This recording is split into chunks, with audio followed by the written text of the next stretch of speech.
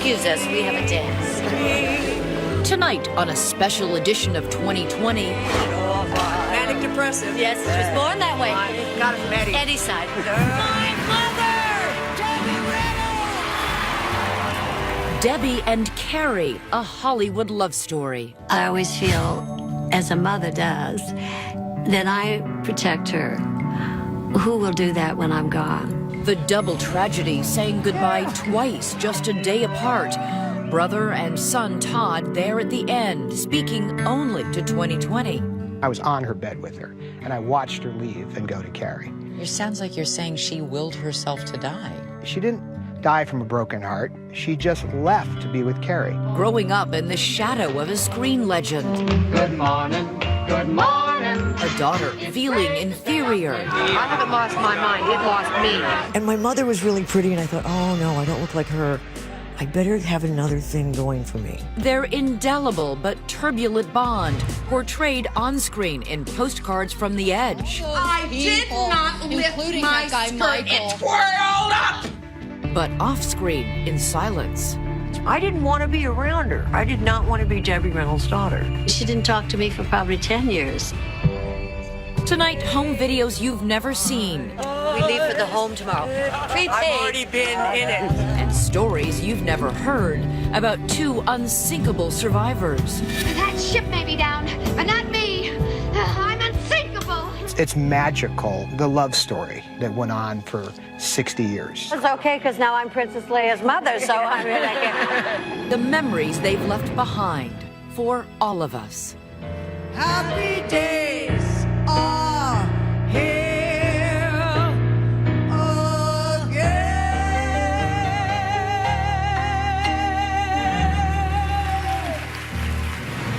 Good evening. I'm Elizabeth Vargas in Los Angeles. David is away.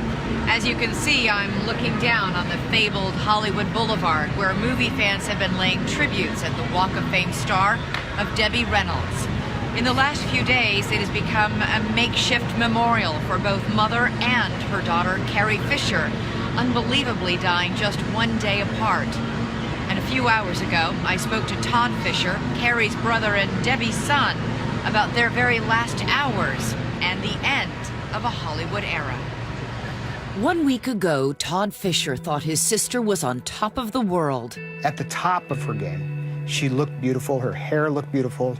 She had wonderful, she was back in shape. Carrie Fisher! She was in London promoting her latest book and preparing to come home to Los Angeles for the holidays. When was the last time you spoke to your sister? Just literally before she left England. Was she excited about this trip, this book tour? Well, no, she was excited about Christmas. Her favorite thing to do was to give out gifts. When it came to economics, she's not ever interested in a deal, but she always had the most amazing gifts for everybody. United 935 Heavy, I need the nature of the medical emergency.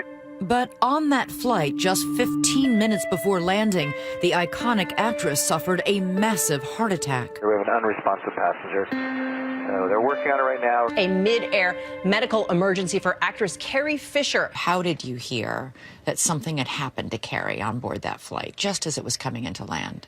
I had a phone call from my mother's house and said that something's happened with Carrie, and, so we obviously all got into high alert. Was she alone? She was never alone. Did people help her? Of course. She had amazing help, and she, from what I understand on the airplane, she had doctors right there immediately, and everything was done. You all rushed to the hospital when you got that phone call? When you got there, was Carrie there yet? Yes, Carrie was there. We thought we might be able to save her, and that was in play for a little while, but the doctor always said that it was, high risk. And so, it was not something that was a sure thing by any means. She's Star Wars royalty. Now Carrie Fisher is in the intensive care unit. Your mom had issued a statement saying at one point that she was stable, and I think a lot of people had a lot of hope at that point. Now, what she meant by that, because I was with her, is she's stable in ICU. Now, I mean, being stable in ICU means you're stable in ICU. You're still in critical condition. So that never changed. She was on life support? Yeah, she was always critical. And, my mother always felt that she, had already sort of left the building, so to speak. That was her feelings.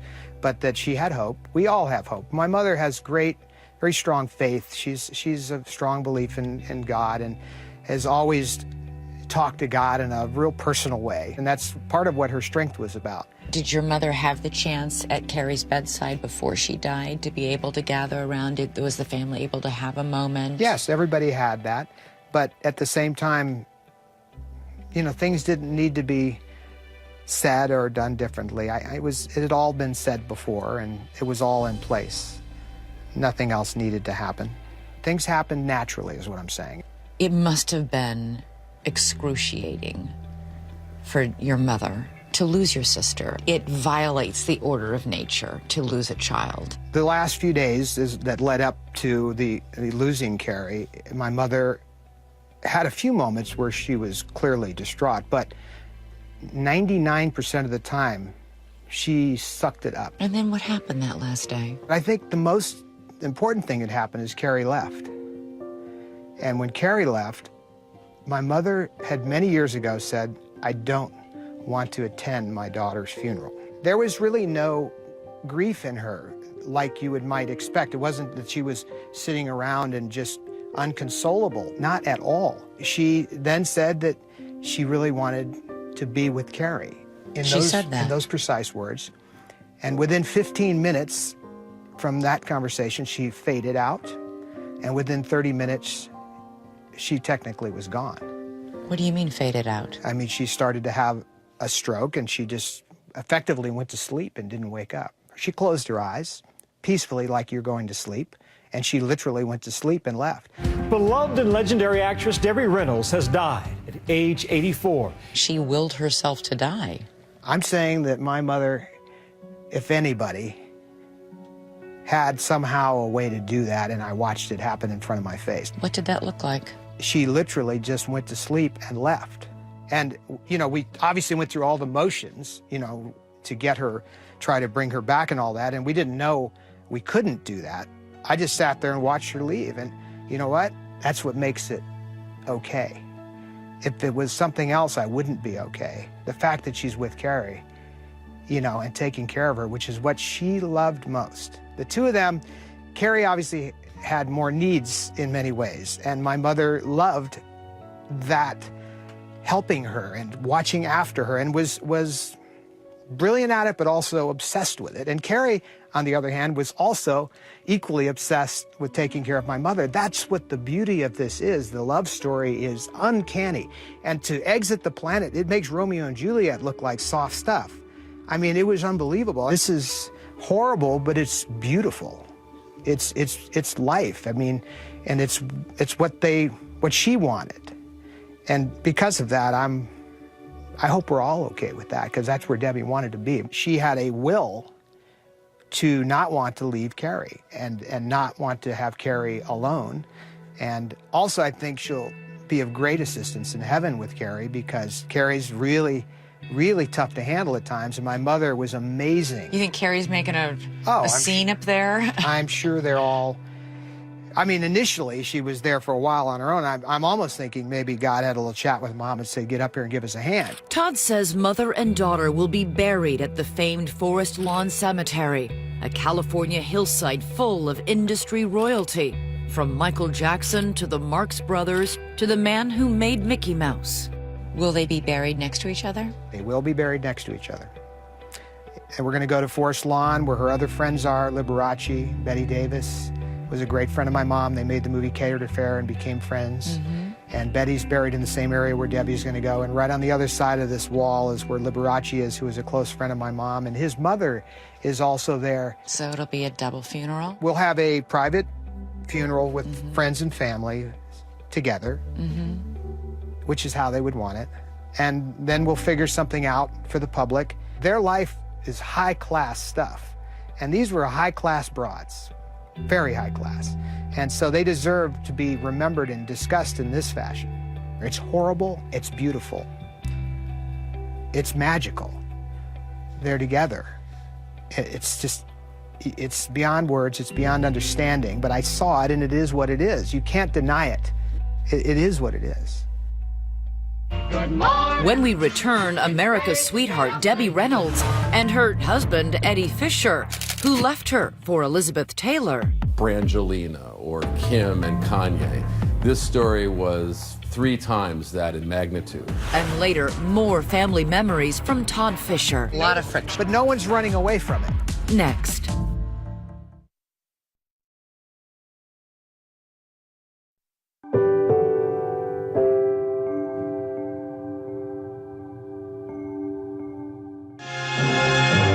It is one of the most famous opening shots on film. Singing in the rain, just singing in the rain. What a glorious feeling, we're happy again. And in the middle of the cloudburst, a star is born.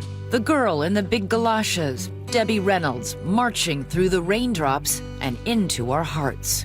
The story of her early career leading up to that movie is so incredible, we'll let her tell it herself. Here she is in an appearance that aired just last year during the Screen Actors Guild Awards. I was only 16 and still Mary Frances Reynolds when I entered the Miss Burbank contest. I did it as a lark to get a blouse and a scarf that they were giving away to all the contestants. Well, as fate would have it, in a year, I was under contract to the biggest studio in Hollywood. She was born Mary Frances Reynolds in El Paso, Texas. Her father later moved the family to California. Her aspirations at the time might surprise you. My mother grew up in Burbank, went to Burbank High, was a batonist and 27 merit badges in the Girl Scouts. She thought she was going to be a gym teacher. Fortunately for all of us, she wound up making movies instead. That first leading role came when she was just 19. Good morning. It's great to stay up late. She had never danced professionally. She always said Gene Kelly never liked her because he wanted a professional dancer in that part. He didn't want to work with a beginner. MGM gave her a 3-month crash course, and then it was up to her to hold her own without falling on her face. Not basically a dancer, thrown into this part as the ingenue in it, and boy, she kept up with them. She was a revelation. She was really young. It was sort of like when we saw Jennifer Lawrence for the first time, and she was just so amazing and breathtaking, and we fell in love with it. There would be other movies, more than 30 of them. In 1955, she was the girl who caught Frank Sinatra in The Tender Trap. We could go to the License Bureau and be married and then have a baby and have another baby in the country. Todd Fisher says between takes, his mom got some sage advice from Sinatra. He said, whatever you do, Debbie, do not marry a singer. Reynolds ignored Sinatra's warning. She married a crooner named Eddie Fisher, who was famous for serving up pop, both carbonated and musical, on his television show Coke Time. May I sing to you? The newlyweds shared the bill in the musical Bundle of Joy in 1956. Would it interest you to know I'm not the mother? Reynolds was the mother in real life. She was already pregnant during filming with their first child, daughter Carrie. A son, Todd, followed 2 years later. Reynolds' screen credits included some serious dramatic parts, like The Catered Affair in 1956. I'll never forget the look on her face when I told her we weren't having a big wedding. I'll never forget the way she looked. Like I'd hit her in the face. The high notes came in films where she played the good girl, such as Tammy and The Bachelor. Tammy, Tammy, Tammy's in love. The title song became a hit record, but even with those successes, her talent was underappreciated. And I don't think it's been until kind of after the fact that people have looked at her work and said, oh my God, she was great. When a contract dispute kept Shirley MacLaine from playing the unsinkable Molly Brown, Debbie threw herself into the role. I'm gonna learn to read and write. Her favorite role was Molly Brown. Why did she like that one so much? Because it's her. My mother is Molly Brown. She loved that part. She wanted that part. She fought for that part. She got the part. She knocked out of the park. It also brought her an Academy Award nomination.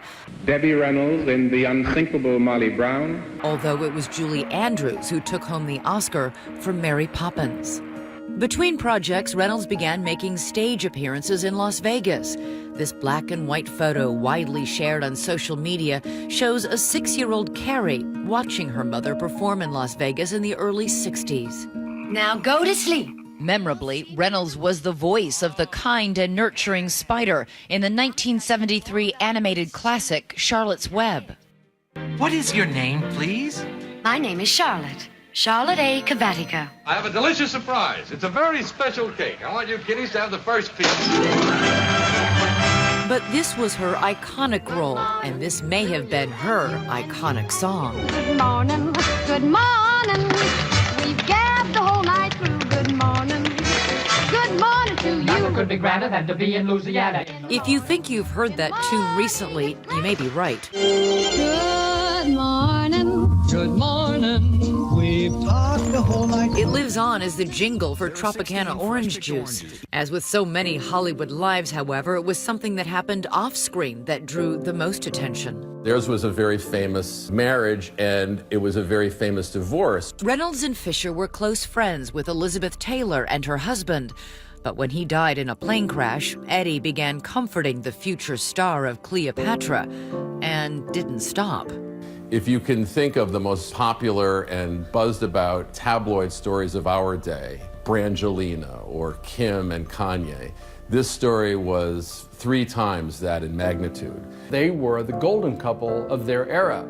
And so when he left her for Elizabeth Taylor, very publicly, all of the sympathy in the entire world went to Debbie Reynolds.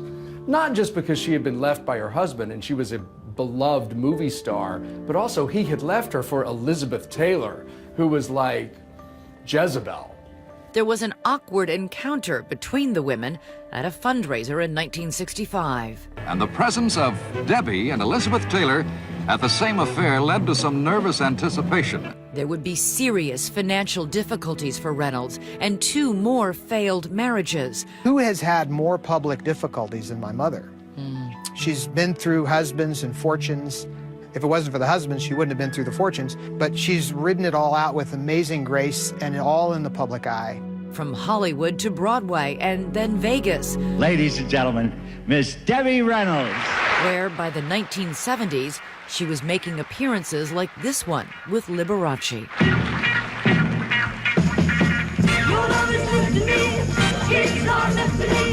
Your love is lifting me higher. But it is her early work, those Technicolor, melt-in-your-mouth cinematic confections that will stand the test of time. Ladies and gentlemen, stop that girl. That girl running up the aisle, stop her. That's the girl whose voice you heard and loved tonight. She's the real star of the picture. Debbie's really the last of an era. She's our last star from that era of the 40s and 50s. She's our last connection to Singing in the Rain, maybe the best musical ever made. The world would grow to appreciate Debbie Reynolds' other gifts as well, including that little girl watching in the wings. The daughter of Hollywood royalty will become a princess in her own right. I don't know what you're talking about. A star from a galaxy far, far away. Carrie Fisher is about to take center stage. Stay with us.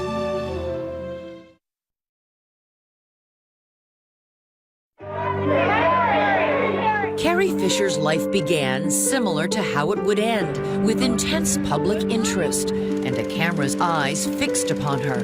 Here she is in some rare Fisher home movies, hula dancing. Though the daughter of 2 celebrities, she was raised by her single mother, Debbie Reynolds, whose nomadic show business lifestyle forced Fisher to drop out of high school. I wanted to do what my mother did. I wanted to be like my mother. I worshiped my mother. I was in my mother's nightclub act when I was 13 years old. So I was sort of groomed to be flinging mic cords and wowing them in Vegas. And she would wow them in Hollywood as well. Always full of moxie, Fisher pursued her own dreams of stardom, appearing alongside Warren Beatty in 1975's satirical romantic comedy Shampoo at the tender age of 17. Are you My what? What are you really talking about? making it with my mother?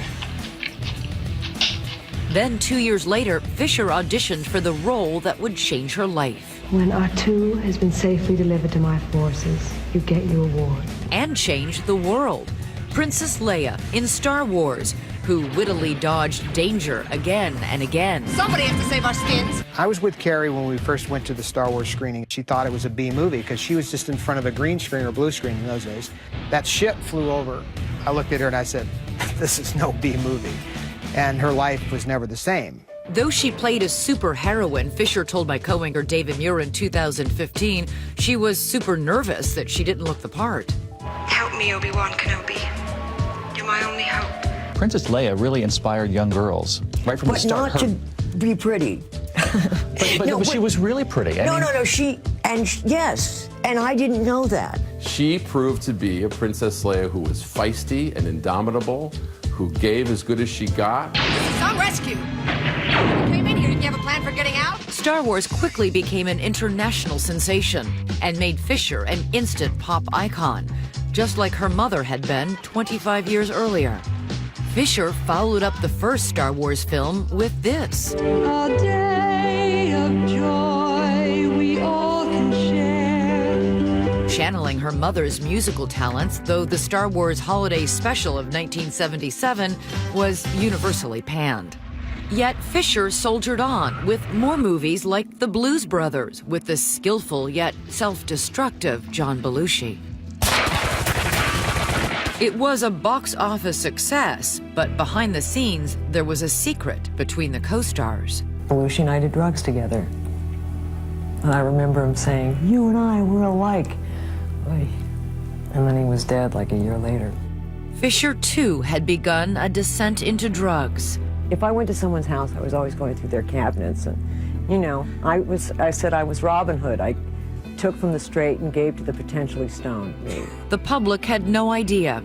She reprised her role as Princess Leia in 2 Star Wars sequels in 1980 and 1983. I became not a movie star, but I became my character. Princess Leia was more famous than I was. So I felt like a has-been at 25. Feeling somehow rejected by Hollywood, Fisher told Diane Sawyer she went on a 4-year drug binge, though she did land the occasional role. When filming When Harry Met Sally, I've got the perfect guy.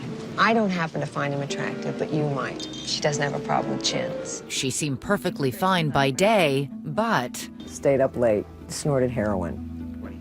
That's nice. My mother will be so proud. It would be warmer if we share. Under the Rainbow is the one where I was completely crazy. I was on drugs. I started losing a lot of weight. Fisher says hallucinatory drugs brought a kind of rest to her fevered brain. And I bought this house because I thought that it would look good on acid and it would be great for parties. I felt normal on acid. So LSD brought you down. It just gave me visuals. So each day you'd wake up and you'd decide what you needed that day in order to feel what? Less. Just feel less. In 1983, she once again follows her mother's blueprint and marries a singer, Paul Simon, whose talent helped ground his high-voltage bride for a while, at least. One of the things I really liked about Paul, any words that have a certain rhythm are very soothing to me. What's the song that he sings that most took you? Kathy, I'm lost, I said, though I knew she was sleeping. Kathy, I'm lost, I say, though I knew she was sleeping. I'm aching and empty and I don't know why. Empty and aching and I don't know why. The marriage was short-lived. Fisher was linked to several other A-listers. Men were drawn to her because she was a fascinating person to be around. She was engaged to Dan Aykroyd for a brief period of time. We got the blood test and the rings and the whole thing, and then we didn't get married. She also had a relationship with the CAA agent Brian Lord, which produced a daughter, Billy. And she had an affair with Harrison Ford at the beginning of the making of Star Wars. All these things are true because she's told them to us. It was Aykroyd who she credits with getting her off cocaine, but she didn't stay clean for long. At one point, she says she was taking 30 pills of the painkiller Percodan every day to try to mellow out her manic state. You were married to Paul Simon at one time. You're kidding. Yes. Oh, my God. Well, that's incredible. No one knew that the real issue wasn't so much the drugs, but rather an average day inside Carrie Fisher's mind. I'm manic depressive. Does it terrify you to say that? No. I own it. I'm mentally ill. I haven't lost my mind. It lost me. While her film career stalled, she appeared in these home movies that capture her condition. It is like a 24-hour carnival ride, her monologues, an attempt to silence the roar. You know when you make the statement you can't contain yourself? That's how I feel all the time. Not all the time. Certainly I wish I felt that way all the time. And yet You can't stop. Very painful. It's raw. You know, it's rough. But it's a feeling of having been poured too much personality, it then spills out. Your eyes, your mouth. And it's humorous barbs that spilled out 11 years ago at this AFI tribute/roast for Star Wars creator George Lucas. Hi, I'm Mrs. Han Solo, and I'm an alcoholic.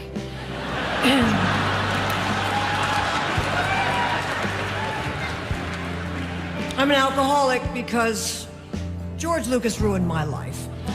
Where she finally let it all fly about her love-hate relationship with the role of the royal rebel, which came to define her career. George is a sadist. But like any abused child wearing a metal bikini changed to a giant slug about to die, I keep coming back for more. So, happily ever after. No such animal.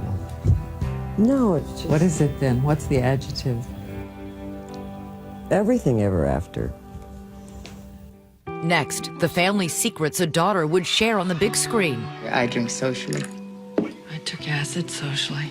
That would cause a decade-long silence. She didn't talk to me for probably 10 years. Stay with us.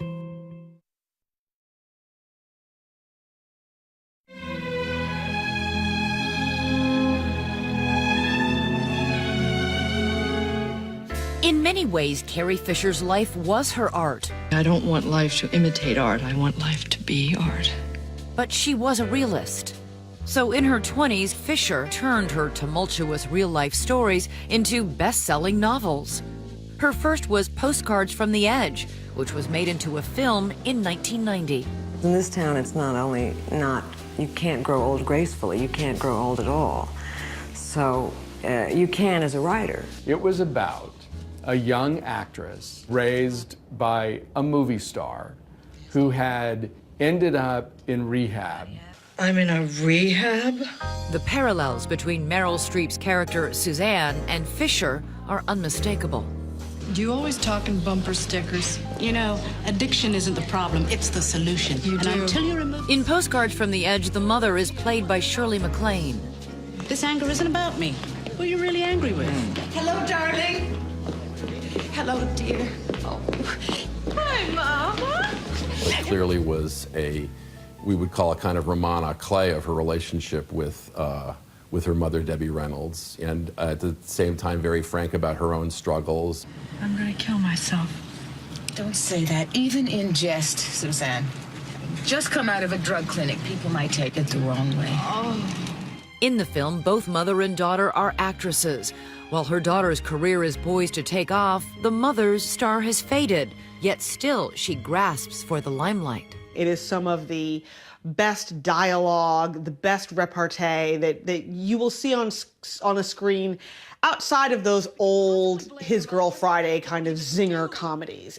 Remember my 17th birthday party when you lifted your skirt up in front of all those people? I did not lift including my that guy skirt. Michael. It twirled up!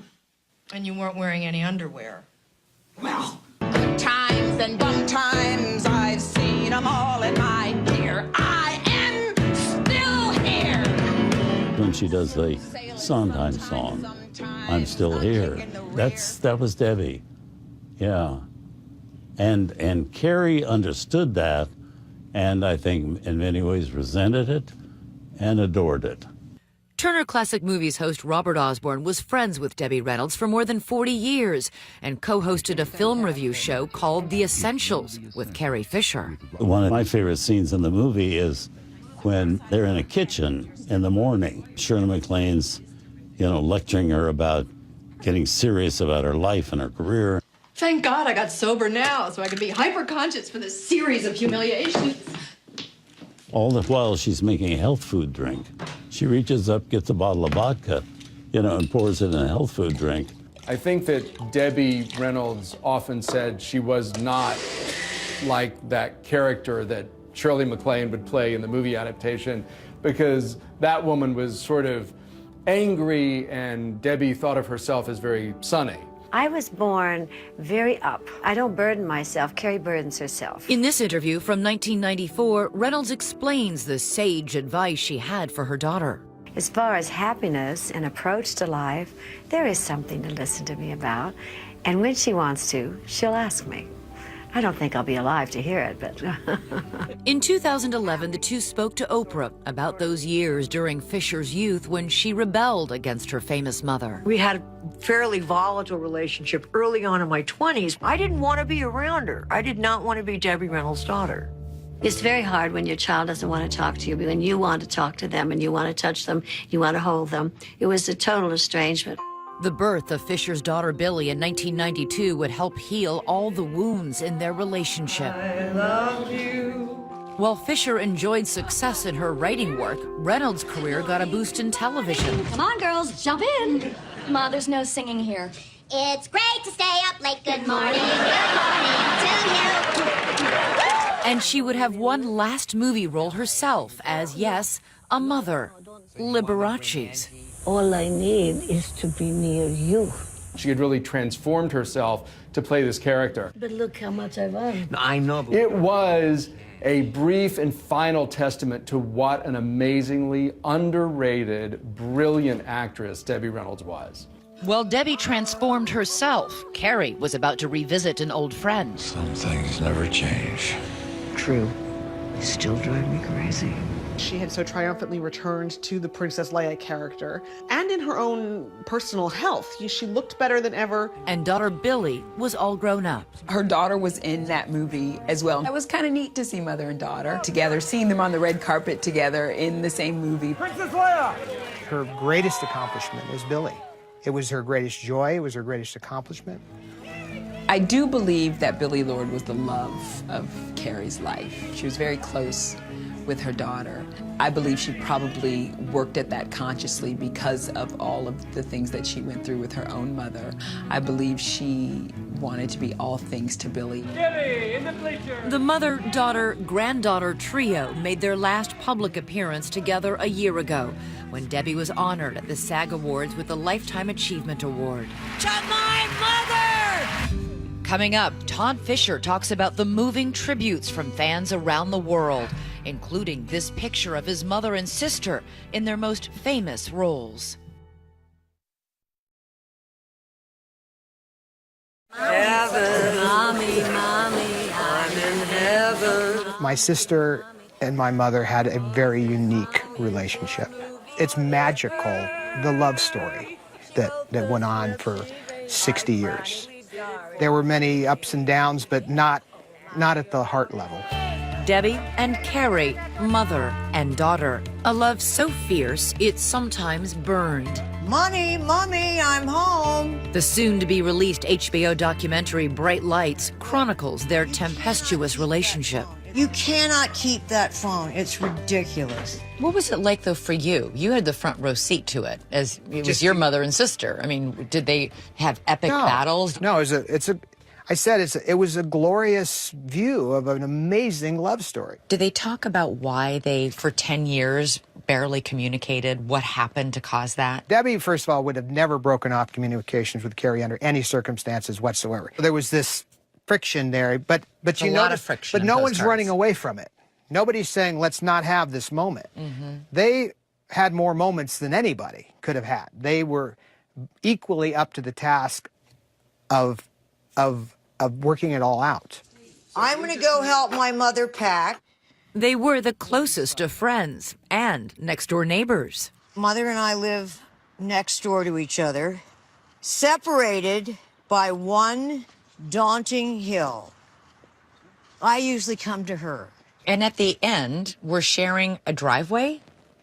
Right. Do they see each other daily? Sure. We sort of have this compound mentality, and so that's why she really wanted to be there, and also that had to do with Billy. She wanted to be near her granddaughter growing up, and so she just literally bought the house next to Carrie, and it became... Did she tell Carrie first, or did she just buy the house next to Carrie? That's a good question. I think it just sort of happened, and that was also a kind of a really beautiful thing, that they could be together at that level. And, you know, in order to get out of Carrie's property, you literally have to go by my mom. And so, you know, on your way out, you'd walk in and see how mom's doing. And they, you know, my mom would, they had a lot of that going on.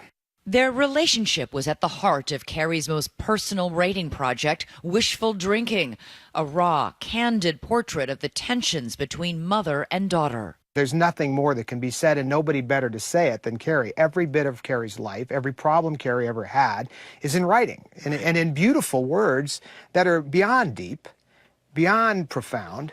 The frankness and level to which she has exposed herself in life is truly remarkable. Todd. The self-deprecating autobiography became a hit Broadway show. Over here, we have Debbie and Eddie. Listen as she maps out the 6 degrees that separates Hollywood. To sort of figure out if her daughter, Billy Lord, could date a guy, Quintivy, one of the descendants of Elizabeth Taylor, and would it be incest? Are they related? I think she discovered no, it would not be. I told them, you are related by scandal.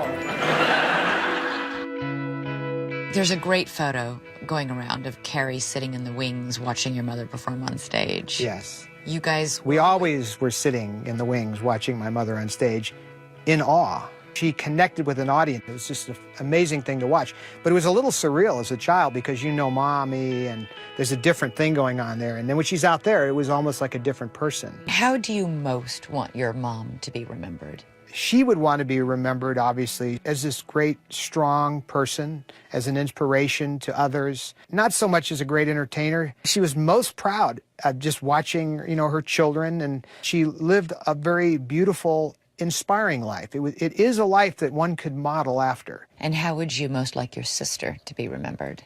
She needs to be remembered as this amazing champion of women. The Star Wars thing was the vehicle. But the words in her books and the surviving of these things that she has survived, like Debbie, Carrie's Molly Brown too, let's face it. Maybe not with the face and the dirt and the tomboy stuff. She's the Molly Brown with the diamonds on the soles of her shoes. You tweeted out this drawing I did. of your mom and your sister. I did. Magical. My mom was